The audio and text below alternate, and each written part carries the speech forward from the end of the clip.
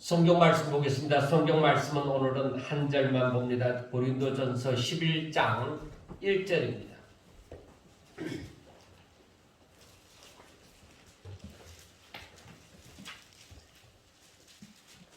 고린도전서 11장 1절입니다. 함께 읽겠습니다. 시작. 내가 그리스도를 본받는 자가 된 것 같이 너희는 나를 본받는 자가 되라. 아멘. 이 말씀을 제가 처음에 읽었을 때 지난번에도 얘기했지만은 바울이 너무 교만한 것이 아닌가, 어떻게 자기를 본받으라고 말을 할 수 있는가, 똑같은 인간인데 그런 생각을 참 많이 했습니다. 근데 이번에 다시금 이렇게 고린도전서를 강의하면서 이렇게 보니까 앞에서도 고린도전서 4장 16절에서도 너희는 나를 본받는 자가 되라 그렇게 말씀하시고 11장에서도 처음에 내가 그리스도를 본받은 것 같이 너희는 나를 본받는 자가 되라 그렇게 말씀을 하시고, 또 다른 부분에서도 자신이 감옥에 있는 것은 너희들이 따라할 것이 없지만은 그러나 내가 하나님을 사랑하고 하나님 뜻대로 순종하고 이렇게 살아가는 이것은 너희들이 나를 본받으라 그렇게 말하는 부분을 보면서 바울이 정말로 얼마나 하나님의 사람이 되어져서 정말 그 심정을 가지고 이 사람들을 얼마나 사랑하는지 그걸 알 수가 있는 것 같아요. 그래서 이번에 다시금 이 고린도전서 11장을 보면서 다시금 묵상하면서 생각해 보았을 때 고린도전서 4장 16절에서 너희는 나를 본받는 자가 되라 할 때에 어떤 부분을 본받는 자가 되라고 했는지 또 한번 살펴보게 되어졌습니다. 거기에서는 4장 14절에서 오직 너희를 내 사랑하는 자녀같이 권하는 것이라. 14절에서 그러니까 그들을 자신의 자녀같이 자녀로 생각하고 그렇게 말을 한다고 합니다. 그리고 15절에서는 그 다음 15절에서는 그리스도 안에서 일만 스승이 있을 때 아버지는 많지 아니하니 그리스도 예수 안에서 내가 복음으로써 너희를 낳았습니다 하고 말씀을 합니다. 여러분, 가르치는 것은 지식이 있는 자가 얼마든지 가르칠 수 있습니다. 좋은 말씀을 얼마든지 교훈하고 가르칠 수 있습니다. 그런데 아비의 심정으로 가르치는 것은 다르죠. 학교에서 선생님이 학생들을 잘 가르칠 수 있습니다. 너희들 이렇게 살아야 된다, 어떻게 해야 된다, 이렇게 얼마든지 가르칠 수 있습니다.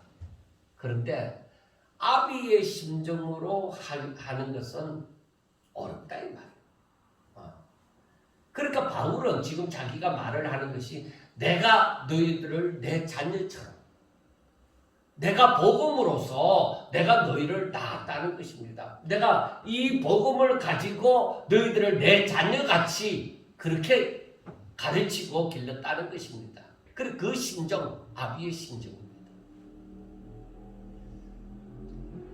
그래서 우리는 바울과 같은 사람만, 즉 사도들만이 아니라 그 오늘날로 말하면 가르치는 자의 입장에 있는 그런 목사님들만 아니라 이 말씀을 곰곰이 생각해 보면은 하나님의 자녀된 누구든지 이런 심정을 가지고 살아야 된다는 것을 볼 수가 있는 거예요.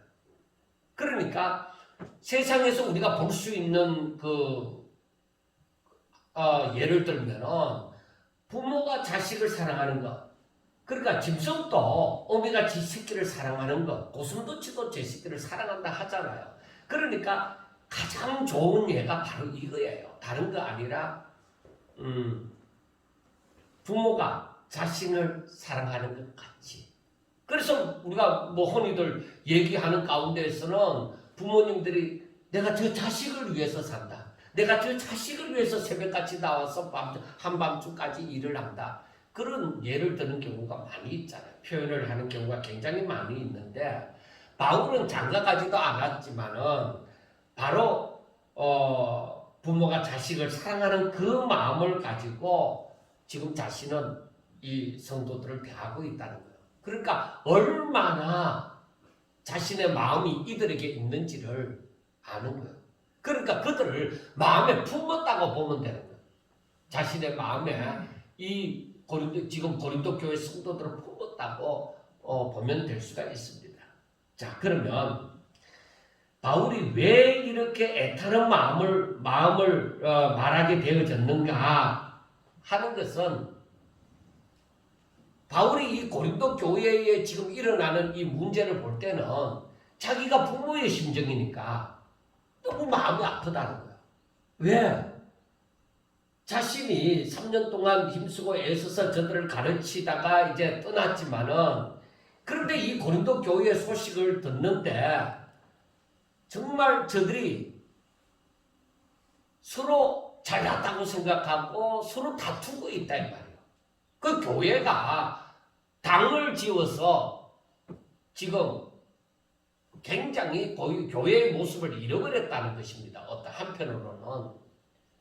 그러니까 저들이 잘 믿는 것 같이 다른 사람이 볼 때는 우리가 그 다음에 12장을 보게 되지만은 다른 사람이 볼 때는 저들에게 은사도 많고 뭐 대단한 것 같이 보이지만은 바울이 이루고자 했던 그 교회의 모습, 바울이 말하는 그 교회의 모습이 아니라는 것입니다. 그러니까 바울이 저들을 품은 부모의 심정으로 볼 때에 참 안타깝다는 거예요. 자, 여러분 한번 보세요. 과거에는 자식을 이제 많이 낳았잖아요. 뭐 10명의 자식을 둔 가정도 있고 했는데 그래서 우리가 10손가락 깨물어서 안 아픈 손가락이 어디 있느냐 그렇게도 말을 또 하잖아요. 그런데 이 자식들을 부모가 열심히 가르치고 교육시켜서 다 대학 나오고 다 훌륭한 직장에 다니고 다 결혼해서 잘 살고 있습니다. 그런데 형제끼리 우애가 없어. 형제끼리 우애가 없어서 서로 만났다 하면 싸우고 난리가 날 때에 그리고 각자 또 자기 집으로 갔을 때는 서로 말도 안 하고 전화도 안 하고 그렇게 정이 없어 보인다. 그럼 부모의 심정은 어때요? 부모인 자신에게 잘해주는 것도 좋지만은 너희 형제들끼리 서로 우애가 있었으면 좋겠다는 거죠. 그리고 그것이 부모의 아픔이 되는 거죠.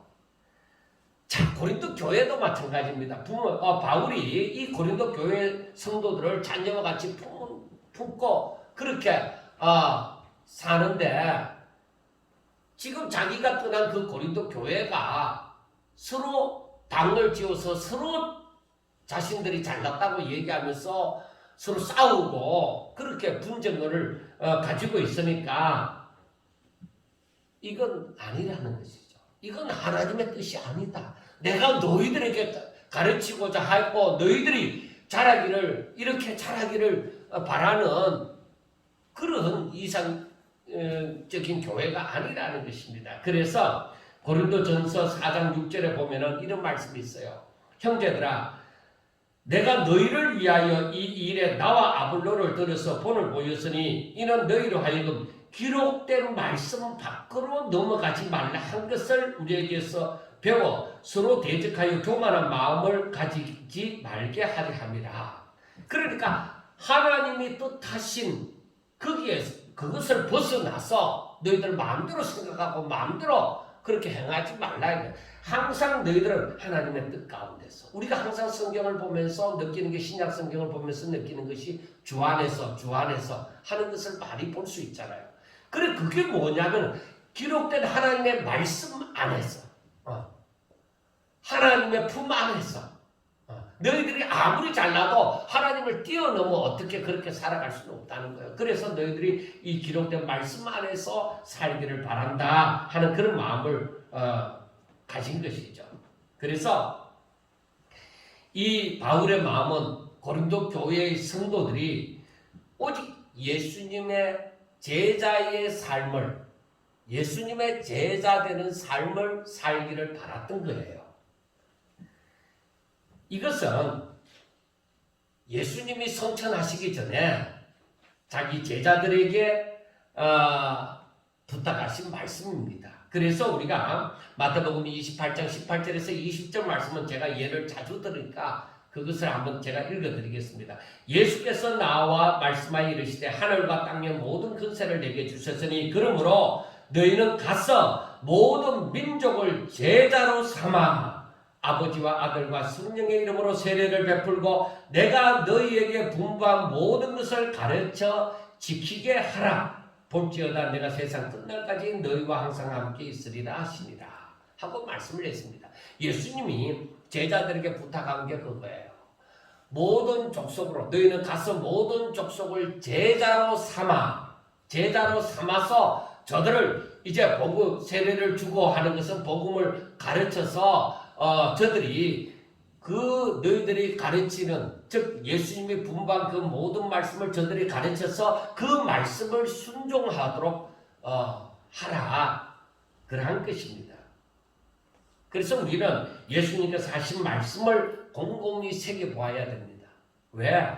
그것은 예수님께서 이 땅에 오신 목적이기도 합니다. 예수님이 바라는 사람들의 모습이기도 한 것입니다. 물론 예수님께서 이 땅에 오실 때에 대속의 죽음을 위하여서 오셨지만은 그 이유가 바로 이렇게 사람들로 하여금 하나님을 믿고 하나님의 말씀을 지켜 순종하게 하기 위하여서. 왜? 그것은 하나님께서 처음에 태초에 사람을 만드실 때에 그 목적을 가지셨기 때문에 사람을 향하신 목적. 그것은 하나님을 알고 하나님을 잘 믿어 하나님의 말씀을 순종하는 그것을 따라서 사람을 만드실 때 하나님의 형상을 따라 하나님의 모양대로 지었다는 것입니다. 그래서 우리들에게 있어서 오늘까지도 우리들에게 있어서 필요한 것은 바로 무엇이냐? 말씀과 순종. 그걸 절대로 잊어서는 안 돼요. 말씀과 순종 그리고 이렇게 성경하는 부분을 절대로 잊어서는 안 되는 것입니다. 이것은 하나님께서 처음부터 우리에게 명하시는 것입니다.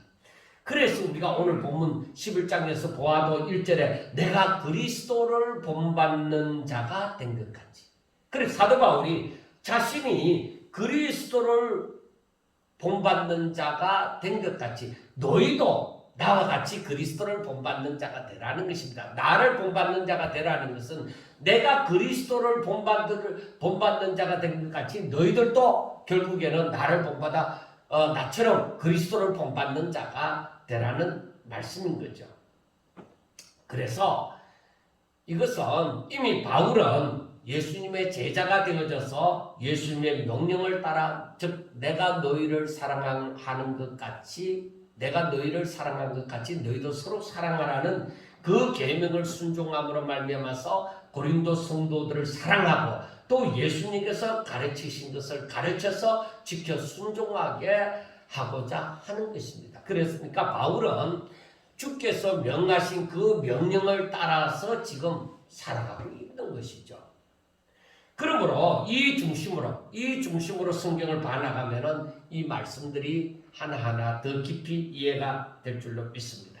자, 이제 한번 봅니다. 본문을 보면은 11장 2절에 보면은 너희가 모든 일에 나를 기억하고 또 내가 너희에게 전하여 준 대로 그 전통을 너희가 지킴으로 너희를 칭찬하노라 하고 말씀을 합니다. 그러니까 이 말씀은 2절 말씀은 바울이 주께서 분부한 모든 것을 저들에게 가르쳤습니다. 그런데 저들이 그 가르침을 따라서 잘 지켰다는 것입니다. 그래서 이것이 바로 전하여 준 대로 저들이 지키면서 살았기 때문에 이게 칭찬할 만한 일이라는 것입니다. 그게 뭐예요? 순종입니다. 순종을 칭찬할 만한 것으로 얘기를 했습니다. 그러면은 당연히 예수님께서도 이 일을 두고서 예수님이 명하신 것을 바울이 그대로 실천하고 또 바울이 명한 것을 전한 것을 이들이 실천하니까 당연히 우리 주님께서도 이 성도들을 향하여서 칭찬을 하게 되어지는 것이죠. 바로 이처럼 전하여 준 말씀을 그대로 순종하며 지켜 행하는 것은 언제 어디서나 칭찬받을 일인 것입니다. 그래서 오늘날에도 변함없이 우리가 사무엘상 15장 22절에 있는 말씀처럼 순종이 제사보다 낫다. 어떤 의식을 거창하게 치르는 것보다 순종이 낫다는 것입니다. 하나님의 말씀을 듣는 것이 그게 더 낫다는 것입니다. 자, 그러므로 우리가 이 부분을 두고 생각해야 되는 것이 이 순종을 순종이 제사보다 낫다고 했는데 이 순종을 인류의 조상 아담이 순종하지 못하였기 때문에 자기의 모든 후손을 죄인으로 만들어버린 것입니다. 그때 하나님의 명을 받았을 때에 그때 첫 사람 아담은 깨끗했습니다. 순수한 인간이었습니다. 그러나 하나님께서 떠나 하나님을 대적하는 그 사단의 미혹에 그냥 넘어가 버린 것이죠. 그래서 모든 인류를 사단의 종노릇을 하도록 만들어버린 것입니다. 사단의 종이 된, 즉 그러니까 죄를 범한, 즉 죄인이 되어진 이 모든 사람들은 우리가 자유의지라는 것을 많이 말을 하잖아요. 교회에서. 그 자유의지를 가지고서 자기가 죄에서 벗어날 수 있느냐? 절대로 벗어날 수가 없는 거예요. 왜? 여러분 쉽게 생각해 보세요. 옛날에 조선시대에 양반가 쌍놈 제도가 있었습니다. 쌍놈이 아무리 착한 일을 많이 해서 그 양반이 되어질 수 있느냐? 아니죠. 쌍놈의 자식은 쌍놈이고 양반의 자식은 아무리 못나도 또 양반이고 그랬다 이 말이에요. 그것을 우리가 생각해 보면서 아담의 후손이 다 죄 가운데 빠져서 죄인의 신분을 갖게 되죠. 다 죄인이 되어졌습니다. 그런데 그 죄인이 자신에게 주어진 자유의지를 가지고 아무리 수고해도 이 사망의 삶에서 생명의 삶으로 옮겨질 수 있느냐? 안 된다는 것이죠. 그렇게 그만큼 선한 일을 이 죄인들이 사망 가운데 빠진 사람들이 할 수도 없고 하려고도 하지 않는 거예요. 그 죄 가운데 빠져 있으면, 즉 사망 가운데 빠져 있으면, 사탄의 종노릇을 하고 있으면 벗어날래야 벗어날 수가 없다는 것입니다. 그래서 사단의 미혹이 다가오면은 우리가 잘 알아야 돼요. 사람의 이게 오늘날 살아가는 우리들에게도 그대로 적용이 되어지는 거예요. 사단의 미혹이 다가오면은 사람은 그냥 넘어져 버리는 거예요. 왜? 사단의 종노릇을 하고 있으니까 사단의 말을 들을 수밖에 없는 것이죠. 자, 그러나 죄인으로서 사단의 종노릇을 하는 사람들을 그 가운데서 건져주시려고 하나님의 아들이신 예수님이 이 땅에 오셔서 인간의 몸을 입으시고 저들의 죄를 짊어지시고 십자가에 못 박혀 죽은 것을 믿는 모든 자는 얼마든지 사단의 종살이에서 자유할 수가 있게 되어지는 거예요. 왜? 자, 사망 가운데 빠진 사람들이 왜 사망 가운데 빠져 있느냐? 왜 사탄의 종노릇을 하고 있느냐? 저들의 죄 때문에 그렇단 말이에요. 저들의 죄 때문에 아담이 불순종함으로 그의 모든 후손들이 이 죄의 사망의 늪에서 나오지를 못하고 있는데 이를 건질 수 있는 자가 누구냐? 건질 수 있는 방법은 죄 없는 자가 저들의 죄를 대신 갚아줄 때에, 저들의 죄를 대신 받을 때에 건져질 수가 있는 것이죠. 그래서 죄 없으신 예수님이 이 땅에 오사 그 사망 가운데 빠진 자들의 죄를 짊어지시고 바로 십자가에 못 박혀 그 죄의 대가로 죽으셨다 이 말이에요. 그래서 그를 믿는 모든 사람들은 그 죄의 대가를 예수님이 다 치렀기 때문에 그 믿음으로 이 생명의 삶을 살 수가 있게 되어졌다 하는 것입니다. 그것을 우리가 잘 알아볼 수 있는 것이 바로 무엇이냐? 구약 시대에 그 출애굽기에서 나오는 유월절이 그게예요. 어린 양을 잡아서 그 피를 문설주와 임방에 바르고 그 고기를 묶어서 급하게 나오게 되어졌던 그 유월절이죠. 그러니까 이 장자가 죽는 재앙이 임하였는데 바로 이 어린 양을 잡아서 그 피를 문설주와 임방에 바르고서 바른 자들의 집은 그대로 넘어갔단 말이에요. 이 재앙이 임하지 않고 이와 같이 그때의 어린 양이 상징하는 것이 바로 예수님이시다. 자, 누구든지 바로 그 어린 양 대신 그 예수님을 믿으면은 뭐예요? 이 재앙이 넘어간다는 것이죠. 그래서 우리가 고린도전서 11장에서도 말씀하고 있는 것이 바로 뒤에 나오는 것입니다. 뒤에 나오는데 보면은 23절부터 보면은 내가 너희에게 전한 것은 주께 받은 것이니 곧 주 예수께서 잡히시던 밤에 떡을 가지사 축사하시고 떼어 이르시되 이것은 너희를 위하는 내 몸이니 이것을 행하여 나를 기념하라 하시고 식후에 또한 그와 같이 잔을 가지시고 이르시되 이 잔은 내 피로 세운 새 언약이니 이것을 행하여 마실 때마다 나를 기념하라 하셨으니 너희가 이 떡을 먹으며 이 잔을 마실 때마다 주의 죽으심을 그가 오실 때까지 전하는 것입니다. 그러니까 기회가 언제까지예요? 주님이 다시 오실 때까지 기회예요.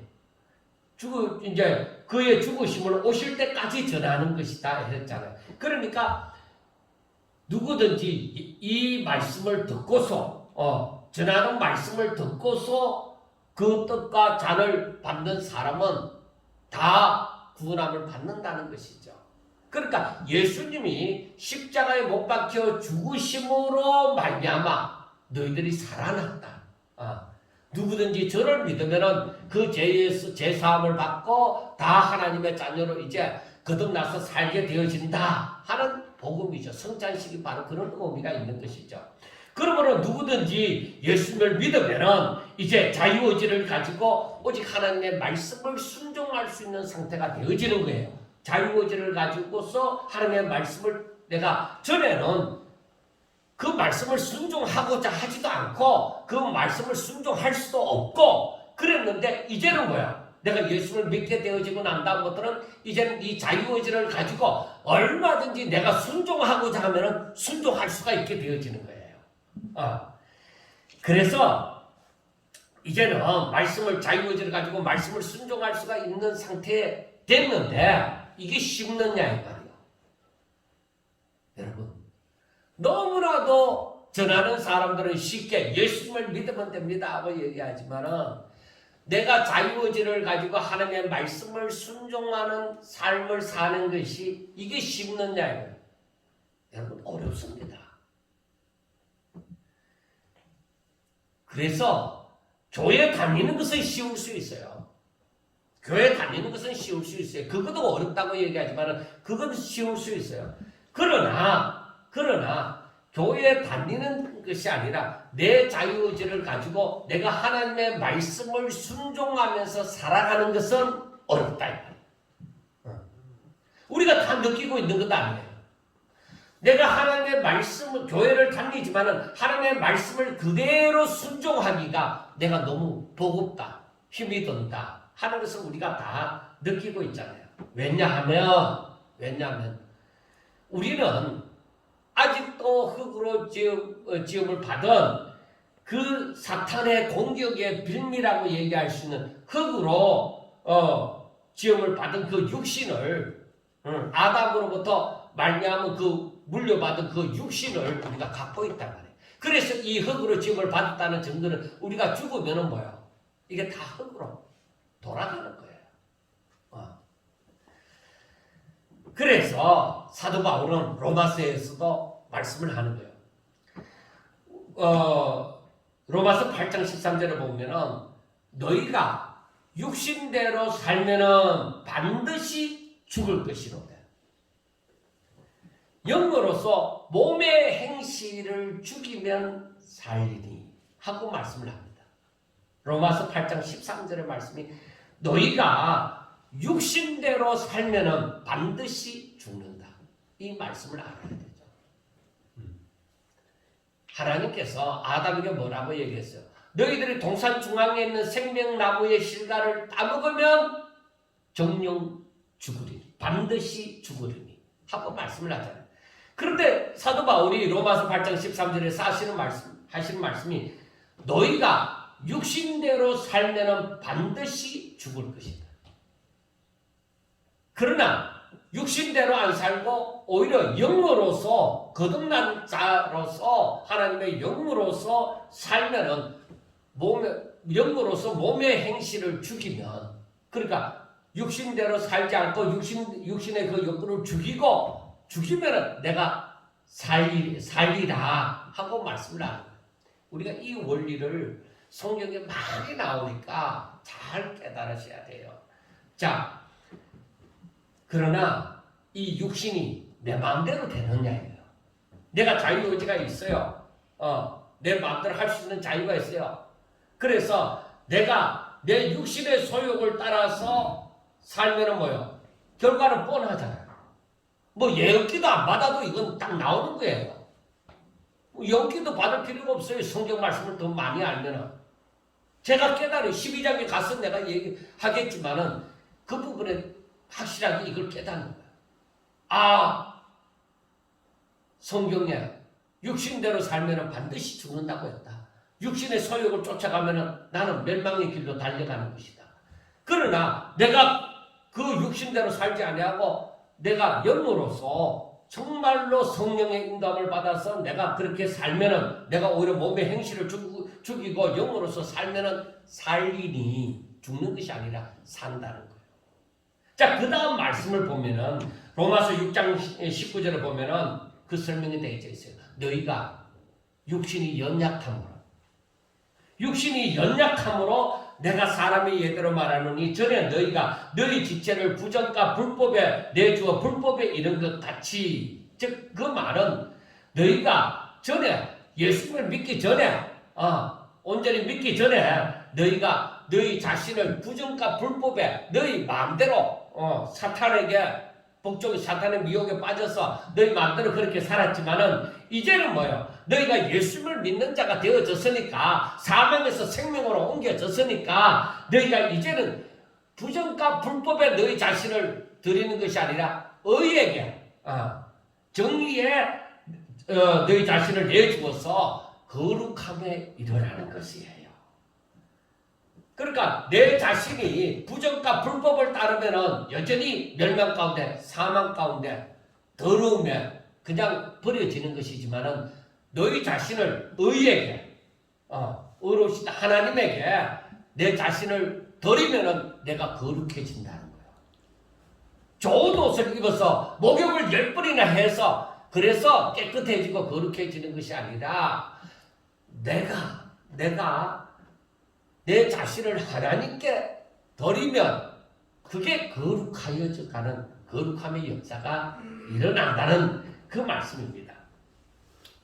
자, 그리고 로마서 7장에서도 5절과 6절에 이런 말씀이 있습니다. 우리가 육신에 있을 때는 율법으로 말미암는 죄의 정욕이 우리 지체 중에 역사하여 우리로 사망을 위하여 열매를 맺게 하였더니, 그러니까 내가 하나님 뜻을 모르고 내가 하나님 뜻대로 살지 아니하고 내 육신의 욕구대로 사단의 미혹을 받은 대로 내가 육신에 있을 때는 내가 사망을 위한 열매를 맺는다는 거예요. 그러니까 여러분, 사람이 사망 가운데 살아가는 사람들이 열심히 노력하면 열매를 맺어요. 부자 될 수도 있고 유명한 자 될 수도 있고 다 될 수 있어요. 그러나 그 열매가 어떤 열매예요? 사망을 위한 열매입니다.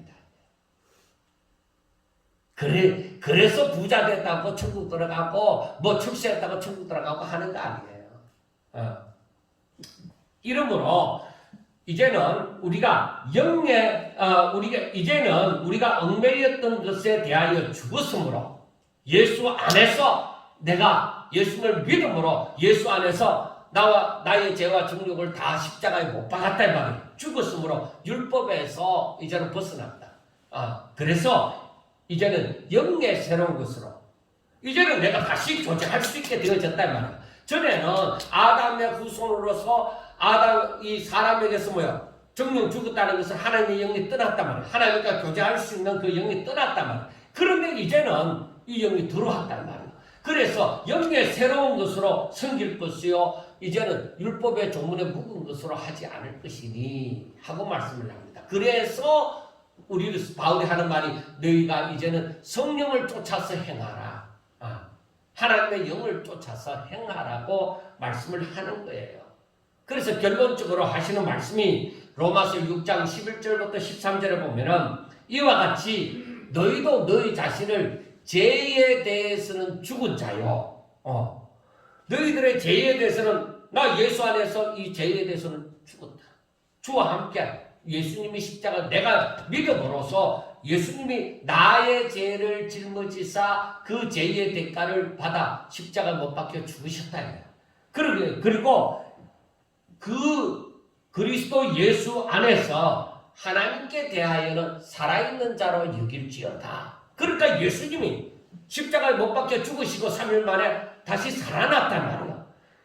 그래서 내가 예수 안에서 내가 죽고 예수와 함께 다시 살아났다 이 말이야. 그러니까 죄에 대해서는 죄의 사는 사망이니까 내가 당연히 죽고 이제는 뭐야?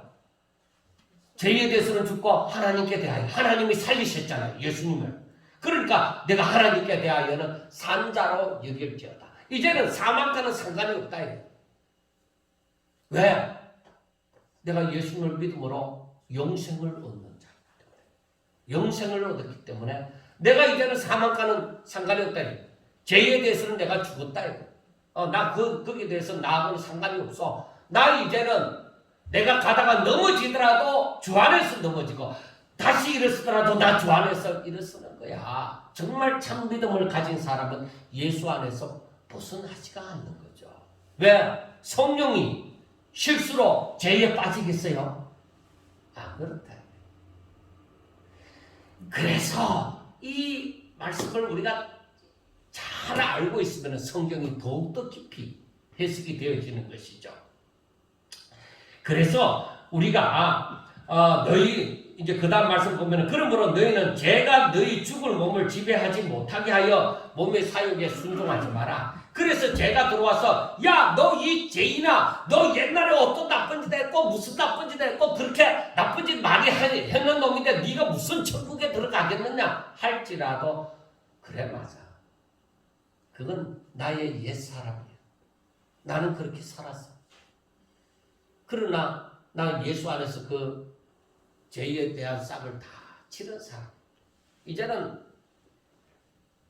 나하고는 상관이 없어. 그래서 이제는 이 몸의 사욕에 대해서 죄가 나를 지배하지 못하도록 너 이제는 떠나라. 나 너한테 내줄 자리 하나도 없어. 와, 나는 이제 거기에 대해서 다 갚았으니까. 내가 빚을 진 자처럼 자꾸 내한테 찾아와서 내한테 들을부터 살려고 하지 마. 나는 그 죄에 대해서 다 갚았는데 왜 빚쟁이처럼 내한테 찾아와서 내한테 들러붙고 난리야. 그렇게 하면서 쫓아내버려. 그래 죄에 대해서는 죽은 자. 너 자하고 나하고는 이제 상관이 없는 자처럼 쫓아내버리라. 자, 그렇게 하고 이제는 너희 지체를 불의의 무기로서 죄에게 내주지 말고 오직 너희 자신을 죽은 자 가운데서 다시 살아난 자 같이 하나님께 드리며 너희 지체를 의의 무기로 하나님께 드리라 이 말이요. 그래서 로마서 12장 1절 말씀이 바로 그죠. 이제는 너희 몸을 하나님께서 기뻐하시는 거룩한 산 제물로 드리라. 바로 그게 이 말씀이잖아요. 이 때문에 그 말씀이 나왔다고요. 그래서 우리가 이 말씀을 깨달아가고 또 깨달아가면은 성경 안에서 무엇을 발견하느냐? 예수님께서 행하신 것을 다 발견하게 되죠. 그래서 예수님이 행하신 그 일을 깨달아가고 또 깨달아보면 하나님의 뜻이 보이는 거예요. 하나님의 계획이 이러했구나 하는 것을 알게 되어지는 거예요. 그래서 예수님께서 하신 말씀이 뭐예요? 항상 얘기하는 거 마태복음 16장 24절과 25절 말씀처럼 이에 제자들에게 이르시되 누구든지 나를 따라오려거든 자기를 부인하고 자기 십자가를 지고 나를 따를 것이니 하고 말씀을 하잖아요. 그러니까 누구든지 나를 따라오려고 하면은 나와 같이 산자가 되어져야 된다는 거예요. 나를 따라오려고 하는 사람, 나를 믿고 나를 믿음으로 나의 삶을 따라오고자 하는 사람들은, 믿음의 삶을 따라가고자 하는 사람들은 자기를 부인하고 자기 십자가를 져야 제대로 그 길을 걸어갈 수가 있다는 것이죠. 그럼 이건 뭐예요? 25절 말씀처럼 누구든지 제 목숨을 구원하고자 하면 잃을 것이요 누구든지 나를 위하여 제 목숨을 잃으면 찾으리라. 예수님이 십자가에 못 박혀 죽으심으로 하나님께서 그를 살리셨잖아요. 우리가 주를 위해서 주의 제자된 삶을 살아가는 거예요. 주님이 걸어가신 그 발자취를 따라서 내가 걸어가는 거예요. 걸어가면 뭐예요? 어떤 길을 걸어가요? 예수님이 십자가의 길을 걸었었잖아요. 그래서 내가 죽고 내가 죽는다 이 말이에요. 그런데 죽으면은 주와 함께 그렇게 십자가의 길을 걸음으로 죽으면은 어떻게 되어져? 하나님이 그 주를 살리셨듯이 우리를 다시 살리신다. 그 살리심으로 사는 그 생명은 뭐야? 하나님의 능력입니다. 믿으십니까? 예수님이 예수님의 능력으로 다시 사신 것이 아니라 예수님은 온전히 죄를 짊어지시고 그 죄의 상으로 십자가에 못 박혀 죽으셨다. 온전히 죽으셨습니다. 저절로 살아난 게 아니라 하나님 아버지께서 저를 살리셨다 이 말입니다. 하나님께서 저를 살리신 거예요. 그래서 우리가 예수님을 믿음으로 말미암아 예수님의 발자취를 따라 걸어갈 때에 그것이 내가 죽는 삶이에요. 십자가를 져야 되는 거예요. 그러니까 내가 죽는 삶이에요. 내가 죽었을 때에 하나님께서 나를 살리신다는 거예요. 내가 예수 안에서 죽었을 때. 그래서 제가 항상 드리는 말씀이 내 능력으로 살려고 하지 말고 하나님의 능력으로 살려고 해라 이 말이에요. 내 능력으로 살고자 하면은 그건 육신에 넘어지는 거예요. 내 능력으로 살아봤자 내 한계가 뻔하잖아요. 이 전염병 하나 아무리 똑똑한 자가 나와도 이 전염병 하나 제대로 이겨낼 수가 없잖아요. 어떻게 할 수가 없는 거예요. 내 능력으로 살고자 할 때. 하나님의 말씀을 제대로 깨닫고 믿음으로 살 때 그때야 주의 영광을 본다 이거예요. 그래서 예수님께서도 하시는 말씀이 뭐예요? 너가 믿으면 하나님의 영광을 보리라. 그렇게 말씀을 하잖아요. 그러니까 제가 말씀드리는 것이 그냥 근성으로 믿는다 하지 말고 제대로 하나님의 말씀을 제대로 알고 믿으라는 거예요. 이게 제가 이 말씀을 이 진리를 깨닫고 났을 때에 답답함인 거야. 어떻게 이걸 전하느냐? 어떻게 이걸 전하느냐? 하는 그 답답함이 있는 거죠. 사랑하는 성도 여러분, 바울이 고린도 성도들을 자녀와 같이, 진짜 자신이 아기 된 자 같이 이 고린도 성도들을 사랑하잖아요. 그래서 저들에게 말하고자 하는 것이 무엇이냐? 첫째, 저들의 문제점은 무엇이냐? 했을 때에 바울이 그 다음부터 이제 말씀을 하잖아요. 그 다음부터 말씀을 하는 것이 3절부터 보면은 딱 나옵니다. 칭찬할 것이 있고 칭찬하지 못할 것이 있다고 얘기하는 거예요. 이제 그 고린도 교회 성도들을 두고서 그 편지로서 하는 말이지만은 내가 너희들에게 칭찬할 것은 있고 칭찬하지 못할 것이 있는데 칭찬할 것은 내가 너희들에게 전하여 준 바 그 말씀을 따라서 너희들이 순종을 하는 것이다. 그것은 참 잘했다. 순종을 잘했다.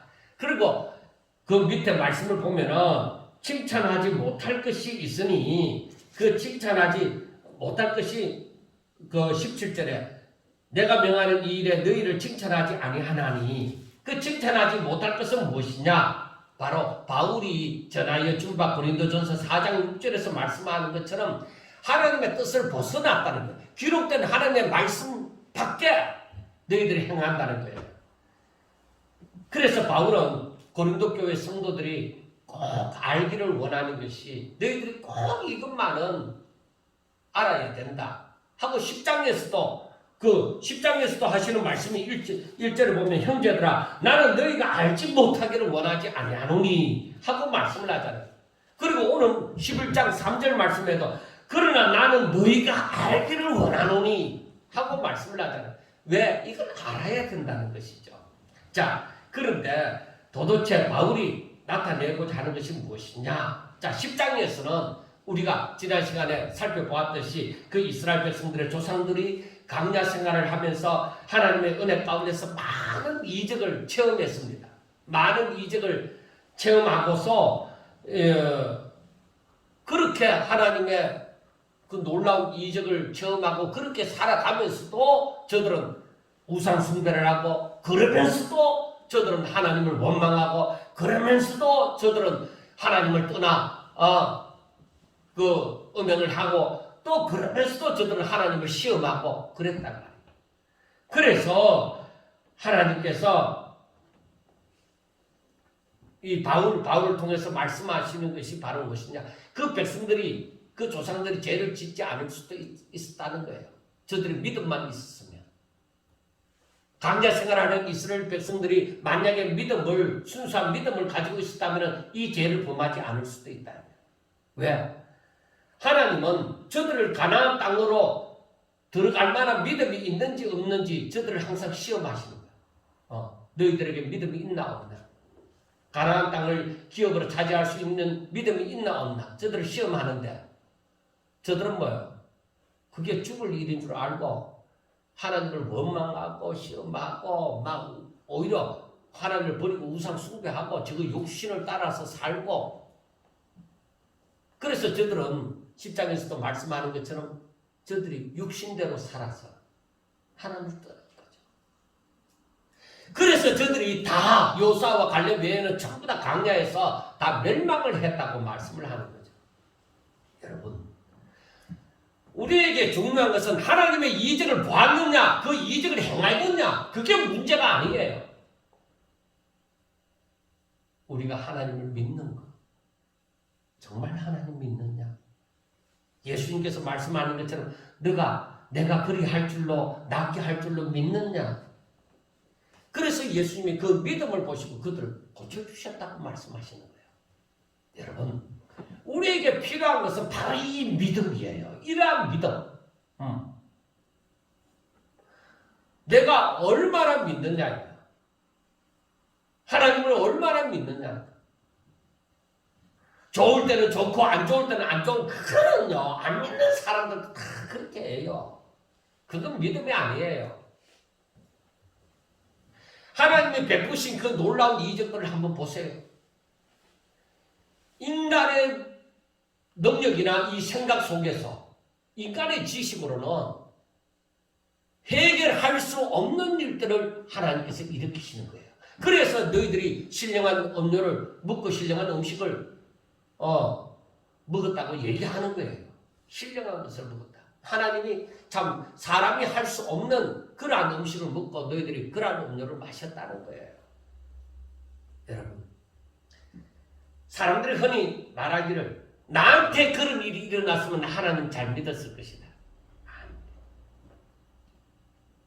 내 눈에 아무것도 보이지 않더라도 내 손에 아무것도 잡힌 것이 없더라도 하나님의 약속의 말씀을 믿고 오히려 내 눈앞에 내가 두려워할 만큼 불안해서 어떻게 도망갈 만큼 그만한 일이 내 눈앞에 펼쳐졌다 할지라도 하나님께서 너가 이기리라.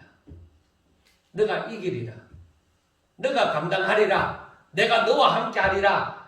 그 말씀이 있기 때문에 내가 그 말씀을 믿기 때문에 내가 거기에서 도망가지 아니하고 조금도 불안해하지 아니하고 요수아와 갈렙처럼 저들은 우리의 밥이다. 하나님이 우리와 함께 하신다. 하나님께서 우리에게 저 땅을 주시리라. 우리로 하여금 능히 이기게 하시리라.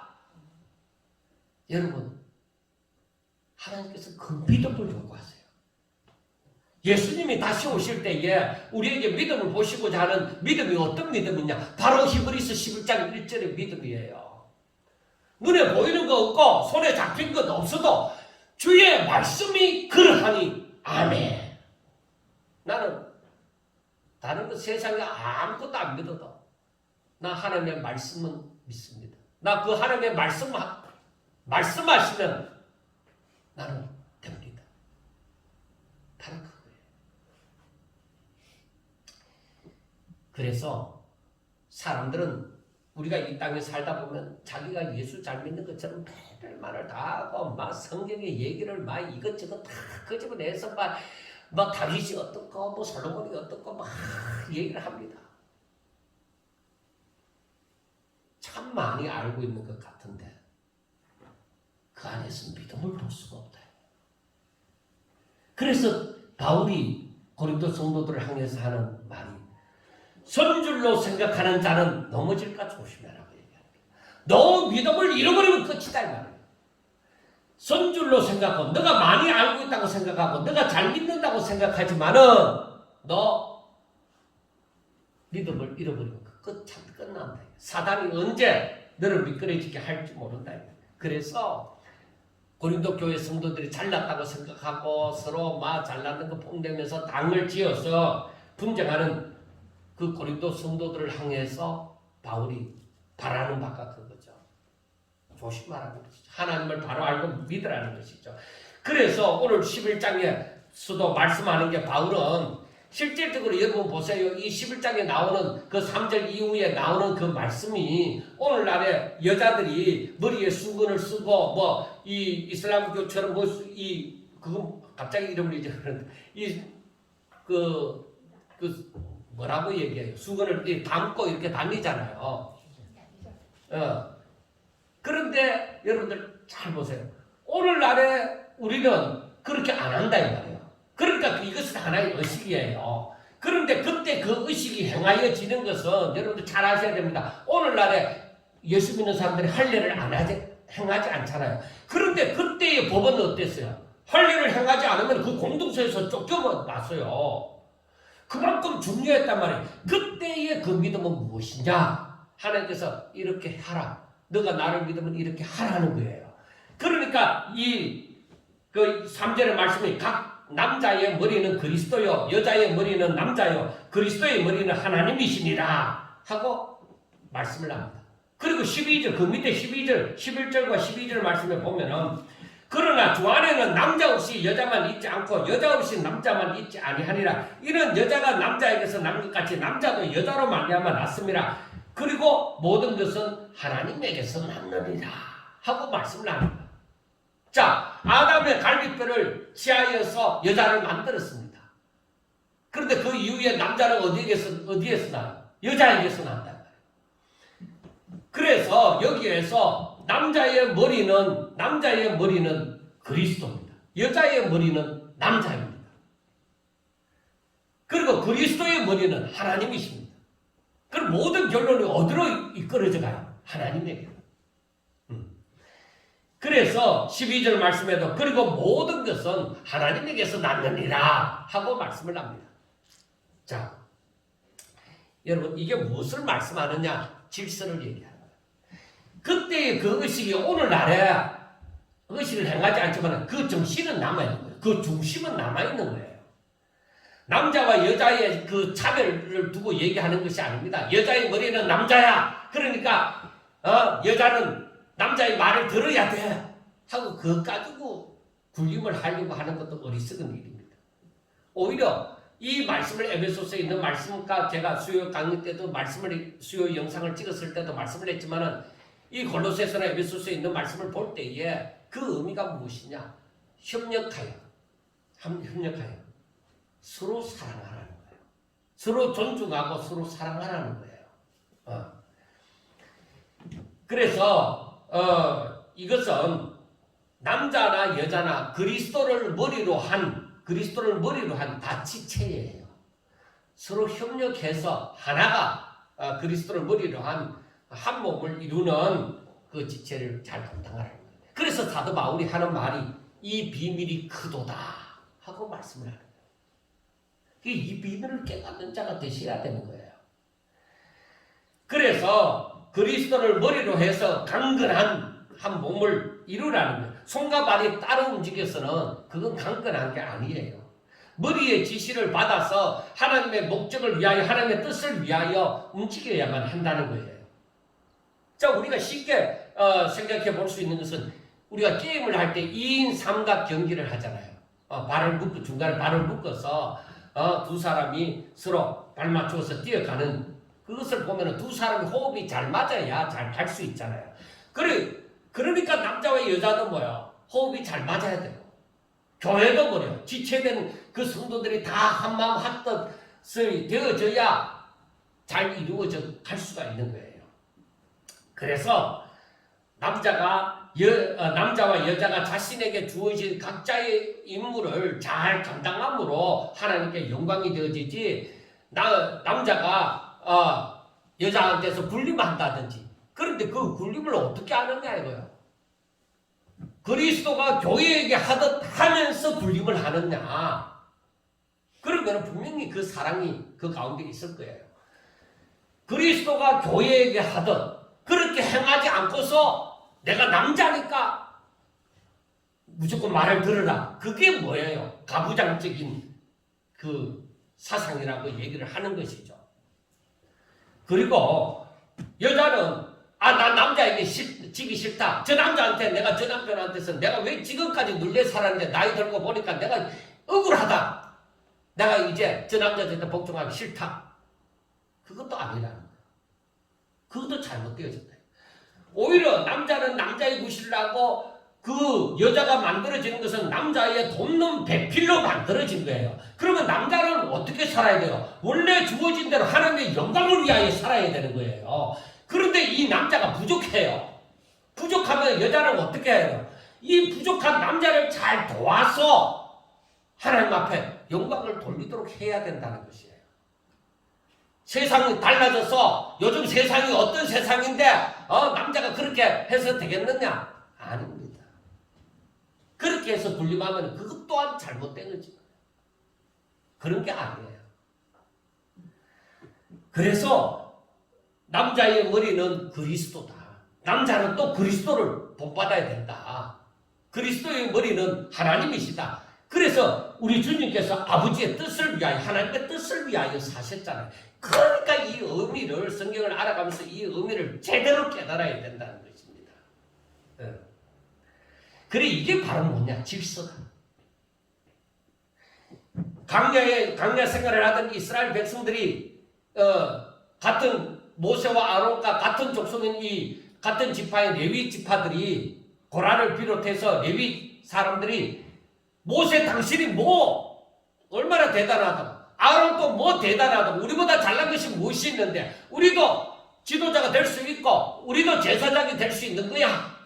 너희들만 높은 자리 다 차지하느냐? 너희들만 시키는 자리에 있느냐? 그렇게 하면서 대적을 했단 말이에요. 그래서 하나님께서 저들에게 하나님의 영광을 나타내신 거죠. 그게 뭐예요? 저들이 항아리에 불을 담아서 가지고 오너라. 전부 다 불을 담아서 갖고 온 거예요. 땅이 갈라져서 고라 자손들은 전부 다 거기에 땅이 갈라져서 저들이 땅에 파묻혀버린 거예요. 그리고 불이 나와서 그들을 삼켜버린 거예요. 하나님께서 모세와 아론이 대단해서가 아니에요. 하나님께서 모세에게 지도자로 명하셨고 아론에게 제사장이 될 것을 그렇게 명하셨단 말이에요. 하나님이 하신 일인데 이 고라와 다단과 아비람 이와 함께하는 사람들이 그걸 대적한 거예요. 그래 모세와 아론을 대적한 것이 아니라 결국에 누구를 대적했다고 모세가 말을 해요. 하나님을 대적했단 말이에요. 내가 잘났어가 아니라 하나님이 그렇게 명하셨고 그러한 사명을 주셨기 때문에 감당하는 것이지. 그런데 그걸 대적하면 하나님을 대적하는 거야. 나를 대적하는 것이 아니라 하나님을 대적하는 거야. 그거예요. 모세와 아론이 하나님의 뜻을 벗어나면 아니죠. 하나님의 뜻 가운데 있을 때의 그 근위가 그래서 서는 거예요. 자, 그런데 고린도 이 성도들이 그 다음에 17절 이후에 성만찬, 즉 애찬이 나와지는데 여기에 나도 17절 이후부터 나와지는 애찬이 바로 무엇이냐 하면은 우리가 사도행전을 보면은 초대교회 당시에 뭐 있는 자들이 없는 자들이나 각기 그 가지고 와서 이 같이 나누어 먹었잖아요. 서로 구제하고 서로 나누어 먹었잖아요. 그런데 그 당시에도 예배를 드릴 때에 이 음식을 각자 집에서 갖고 와서 이 애찬을 서로 나누어서 먹게 하는 거예요. 그런데 파가 갈라져 있단 말이에요. 교회가 파가 갈라져 있으니까 좀 사람들이 먹든지 말든지. 그 자기들은 넉넉하게 잘 사는 사람이니까 가지고 와서 포도주와 그 음식을 가지고 와서 빵을 먹고는 또 포도주를 마음껏 마셔버리는 거예요. 저들이 그렇게 먹을 이유가 없단 말이에요. 교회 안에 와서 오히려 없는 자들을 향해서 오히려 드리는 섬기는 그 일을 해야 되는데 전혀 원래 초대교회 때의 그 의미가 애찬의 의미가 사라져버리고 결국은 분쟁이 있다 보니까 교회가 뭐예요? 지거 갖고 와서 지 혼자 잘 먹고 지 혼자 배부르고 지 혼자 취해버리고 그렇게 되어졌단 말이에요. 그래서 바울이 하는 말가 야 이놈들아 너희가 먹으려면 집이 없어서 극하느냐 너희 집에서 그렇게 먹지 교회 와서 왜 이렇게 하느냐 그렇게 야단을 친 거예요. 내가 그래서 이 일을 두고 내가 너희들을 잘했다고 내가 칭찬할 수 없다는 거예요. 왜 그렇게 하느냐는 거예요. 왜 없는 자들을 왜 부끄럽게 만드느냐는 거예요. 없는 자들은 없어서 배고픈 거예요. 그 있는 자들은 배부르고 취해져 있는 거예요. 포도주의 지하에 있는 거죠. 이건 전혀 하나님의 뜻에서 벗어났다는 거예요. 기록한 하나님의 말씀에서 벗어났다는 거예요. 그러니까 우리가 이 말씀의 결국을 돌아보면은 고린도 교회 성도들이 자기 생각대로, 자기의 판단대로, 자기 보기 좋은 대로, 자신의 욕심에, 자신의 만족을 위해서 그렇게 했다는 거죠. 그래서 우리가 알아야 되는 것은 아무리 의식을 잘 행한다 하더라도 믿음이 없으면 하나님의 뜻을 나타내는 것이 아니면 하나님을 드러내는 것이 아니면 그가 의식 아무런 소용이 없다는 것입니다. 자, 그리고 이 예식을 행할 때에 그 때문에 자신을 살피고 이 예식에 참석하라고 하잖아요. 그게 바로 뭐냐? 주께서 나를 위하여 십자가에 못 박혀 죽으신 것을 깨닫고 내가 그것에 대해서 너무나도 감사하는 마음을 가지고 사랑을 나누는 그런 마음을 가지고서 이 애찬을 나누라는 거죠. 그렇게 했으면 이 고린도 교회 문제가 이런 문제가 일어나지 않았다는 거죠. 빈궁한 자들이 뭐 부끄럽게 되는 일이 없었다는 것이죠. 그래서 이 애찬 나누는 것도 뭐야? 감사함. 그래서 오직 하나님의 영광을 위하여 하나님의 뜻을 기리는 그러한 의식이 되어져야 되는 거죠. 그러나 이들은 자기 형편을 따라서 하나님의 사랑을 기억하고 행하기는커녕 하나님의 자녀된 가난한 자들을 조금도 생각하지 않고 자기들끼리 먹고 마셨던 것입니다. 그래서 바울이 야단을 친 거죠.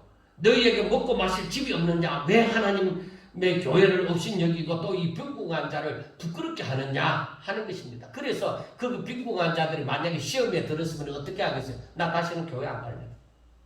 저 사람들 보기 싫어서 안 갈래. 내가 왜 저 사람들한테 부끄러움을 당해야 되나? 저거가 아무리 부자면 부자이지.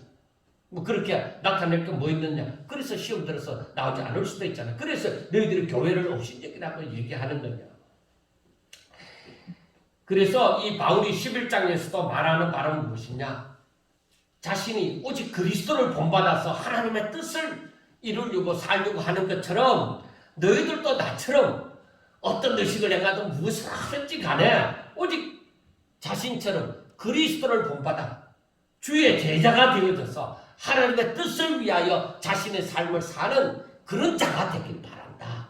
그래서 우리들이 오늘날 우리들도 마찬가지예요. 오늘날 우리들도 오직 하나님의 영광을 위하여 오직 주를 닮아가기를 원하고 옆에 사람이 어떻든지 목사가 좀 못났고 뭐 나쁜 게 보여진다 하더라도 그 사람을 볼 것이 아니라 오직 우리는 그리스도를 본받아 주님을 따르고자 하고 내 자신이 오직 주 안에서 죽고 하나님의 능력으로 다시 사는 그 생명으로 오직 하나님의 영광을 위하여 살아가는 그 삶을 살 때에 하나님의 영광의 임재가 정말로 믿음의 역사가 있게 되어지는 것이죠.